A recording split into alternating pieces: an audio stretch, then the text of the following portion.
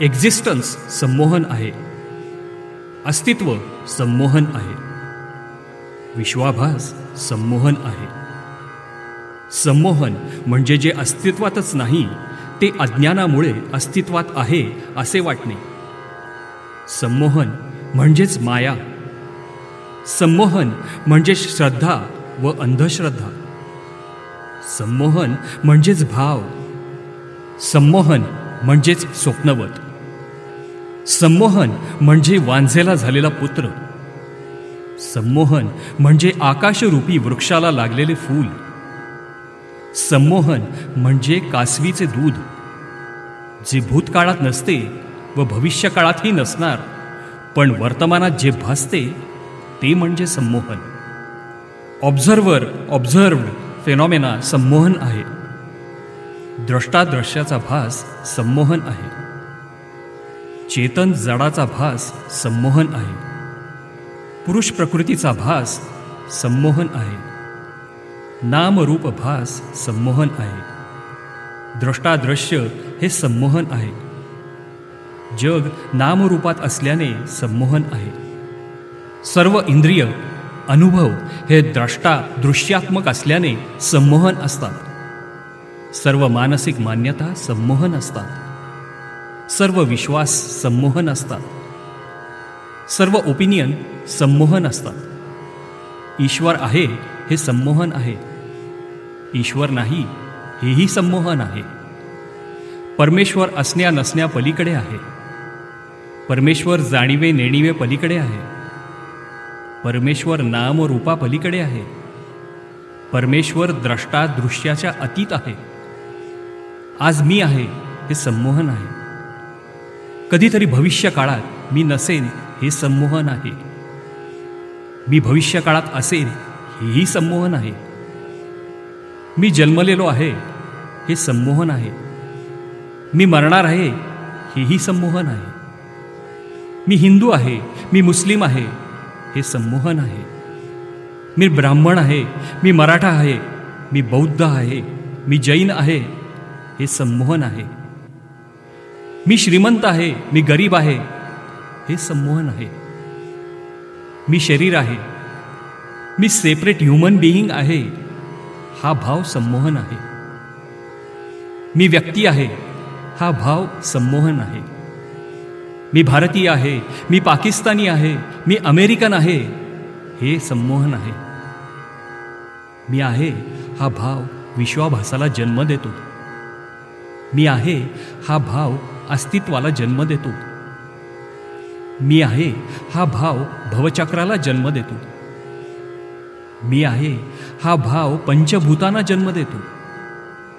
मी आहे हा भाव संमोहन आहे. मी आहे हा भाव पंचभूतांना जन्म देतो म्हणून पंचभूते संमोहन आहे.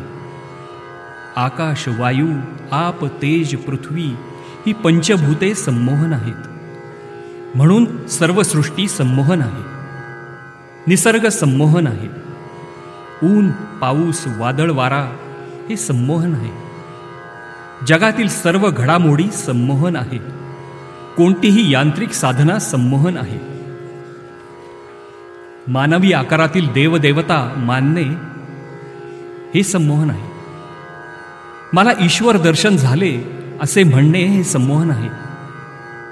यांत्रिक नामजप संमोहन आहे. पूजा, अर्चा, प्रार्थना, कर्मकांड हे सर्व संमोहन आहे.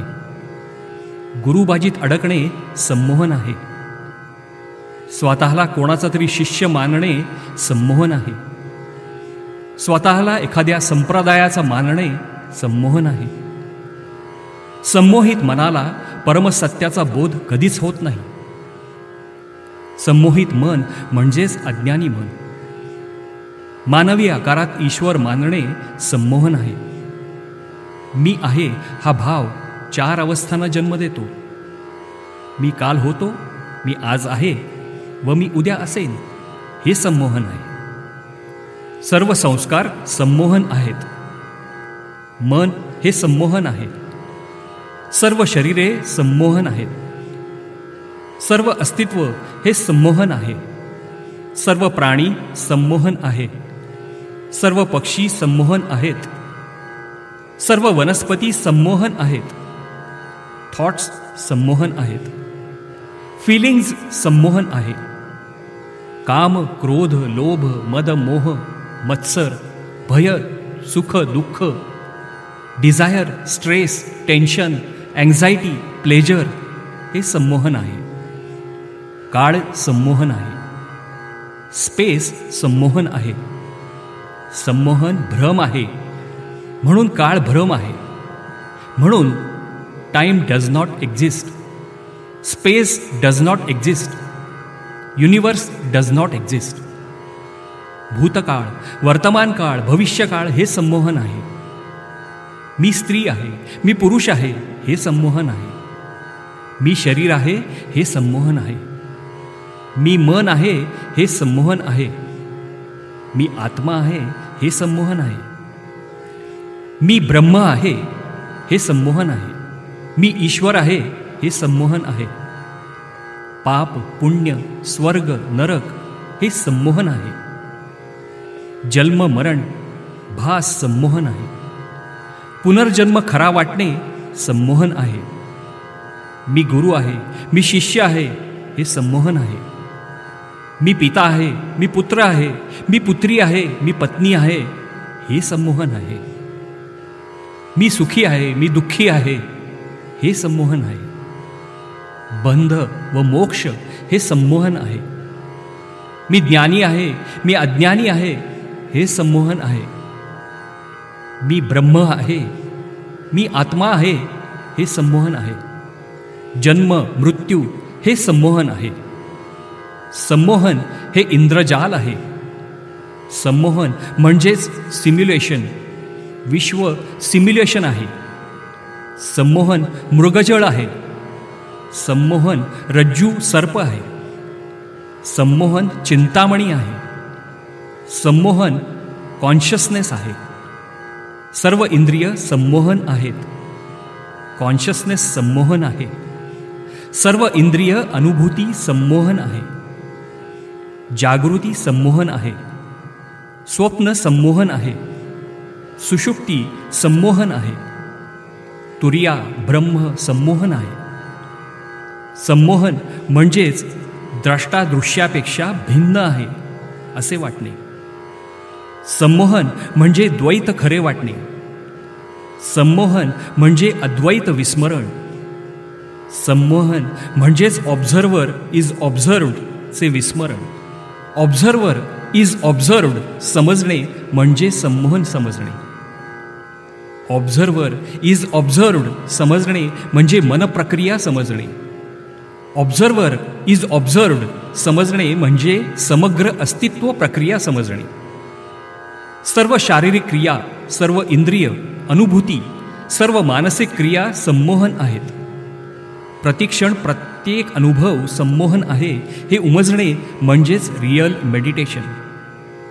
ऑब्झर्वर इज ऑब्झर्व्ड समजणे म्हणजे आत्मज्ञान. ऑब्झर्वर इज ऑब्झर्व्ड समजणे म्हणजे आत्मसाक्षात्कार. ऑब्झर्वर इज ऑब्झर्व्ड समजणे म्हणजे अखिल चराचर स्वयेची झाला. ऑब्झर्वर इज ऑब्झर्व्ड समजणे म्हणजे I am the world and the world is me हे महावाक्य समजणे. ऑब्झर्वर इज ऑब्झर्व्ड समजणे म्हणजे तत्वमसी समजणे. ऑब्झर्वर इज ऑब्झर्व्ड समजणे म्हणजे चार महावाक्य समजणे. ऑब्झर्वर इज ऑब्झर्व्ड समजणे म्हणजे वेदांत समजणे. द्रष्टाच दृश्य आहे हे समजणे म्हणजे वेदांत समजणे. ऑब्झर्वर इज ऑब्झर्व्ड समजणे म्हणजे उपनिषदे समजणे. ऑब्झर्वर इज ऑब्झर्व्ड समजणे म्हणजे गीता समजणे. द्रष्टाच दृश्यापेक्षा भिन्न आहे असे सांगणे अज्ञान आहे. हल्लीचे पाकिट घेणारे बहुतेक सर्व वेदांती गुरु द्रष्टा हा दृश्यापेक्षा भिन्न आहे असे अज्ञान सांगतात. सुषुप्ती गाढ झोप आहे असे सांगणारे हल्लीचे पाकिट घेणारे बहुतेक सर्व गुरु अज्ञान सांगतात. परंपरा म्हणजेच अज्ञान परंपरा. ज्ञान व अज्ञान दोन्ही संमोहन आहे. परंपरेच्या खांद्यावर परमसत्याचे मढे. म्हणून माऊलीने अमृतानुभवात ज्ञान व अज्ञान दोहोचे खंडन केलेले आहे. शब्दातीत परंपरा नसते, परमज्ञानाची परंपरा नसते. चारी अवस्थातील संमोहनाचा संपूर्ण निरास म्हणजेच सेल्फ नॉलेज. आजच्या पाकीट घेणाऱ्या गुरूंना 4 अवस्था निरास माहीत नाही. चारी अवस्थातील, चारी देहातील, चारी कोशातील, चारी वाचारूपी संमोहनाचा अंतरंगात संपूर्ण अपरोक्ष निरास म्हणजे शब्दातीत. जणू काय सांगू, संमोहनाविषयी खूप काही सांगता येईल, पण सांगून उपयोग नाही.